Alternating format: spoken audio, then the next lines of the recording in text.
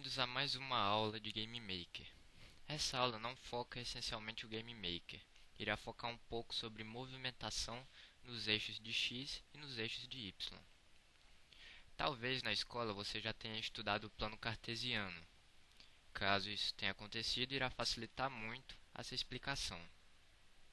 Como você sabe, provavelmente, o plano cartesiano é representado da seguinte forma: uma linha horizontal e uma linha vertical.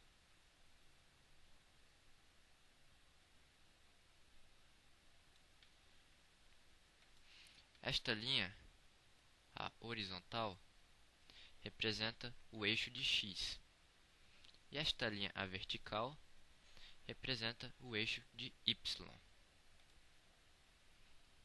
O eixo de X move o objeto nas laterais, e o eixo de Y move o objeto para cima e para baixo.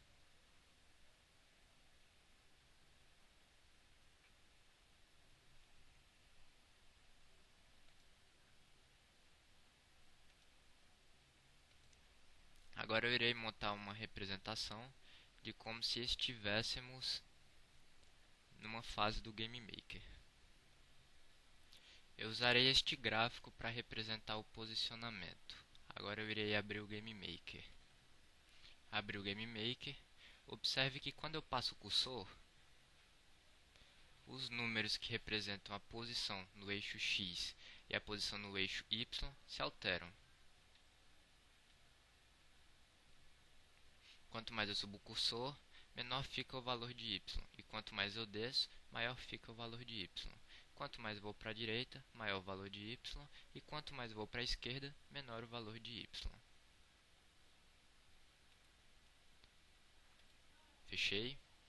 Esta será a nossa representação.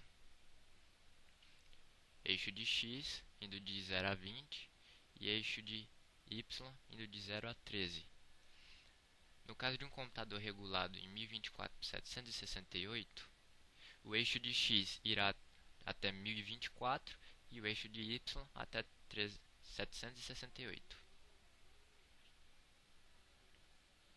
Se eu posicionar um objeto aqui,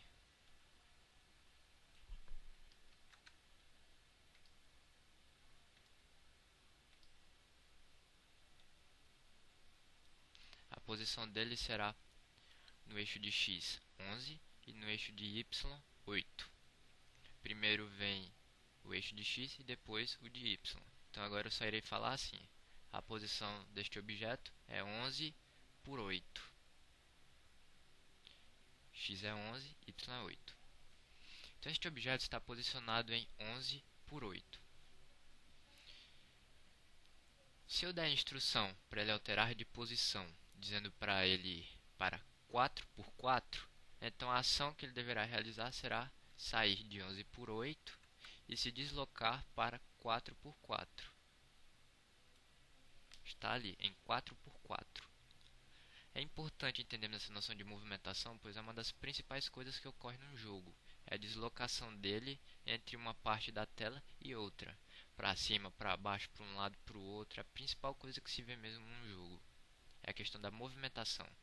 E isto ocorre entre os eixos de X e eixos de Y.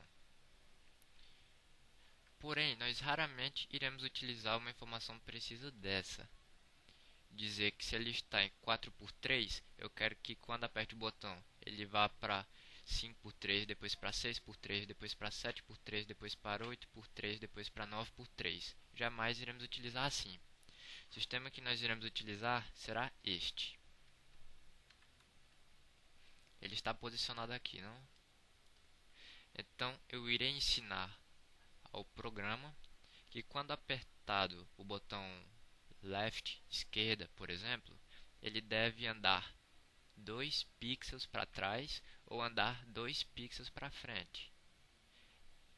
Esse movimento vai ser realizado logicamente aqui no eixo de X. É a coordenada que eu vou dar. Então digamos que eu programe ele para sempre que eu apertar left, ele andar 2. 2 o quê? Observe que ele cresce de 0 a 20. Então, se ele está na posição 11 e quando apertar Left eu quero que ele ande 2 casas para a esquerda, então na realidade eu quero que ele diminua 2 casas a posição que ele está agora. Se ele está em 11, então eu quero que ao apertar Left ande 2 casas para a esquerda. Na realidade eu quero que ao apertar Left, ele da posição que ele está, ele ande assim, ó. 1, 2, que vai ser no caso 9. Observe só, a posição X virou 9. Então apertei Left, eu quero que ele ande isso aqui, esse trechinho. Então o que é que eu vou ensinar?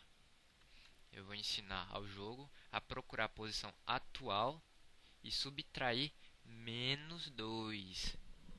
Veja bem aí como é a história. Se ele está em 11, ao apertar Left, eu quero que vá para a esquerda, então eu subtraio -2.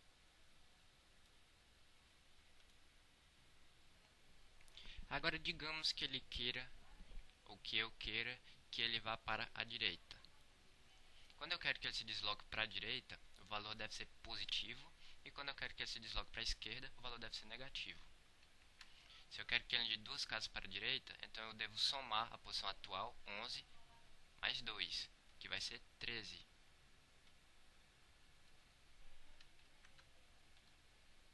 Então ele irá se deslocar para cá. Lembrando, se eu quero que ele vá para a direita, eu somo. Se eu quero que ele vá para a esquerda, eu subtraio. Apertei Left, ele vai andar -2. Estava em 11, foi para 9. Apertei Right, direita, ele vai andar mais 2. Estava em 11, vai para 13. A movimentação no eixo de Y funciona similar. Se eu quero que ele suba, eu subtraio. -2, se ele está em 4, ele vai para 2. E se eu quero que ele desça, eu somo. Ele está em 4, eu quero que ele desça, então mais 2, ele vai parar em 6. Aqui está, foi para 6. É algo bem simples de se entender, com toda certeza, se você fixar bastante esse conceito que eu estou tentando passar. Por exemplo, se eu quero que ele vá para cá, então eu terei que fazer ele se mover 2.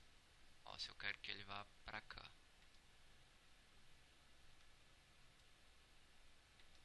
então eu terei que mover 2 no eixo de X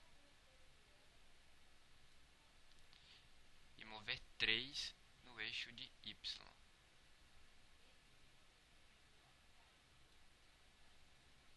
Observe só, ele vai se deslocar para cá, aí vai descer para cá.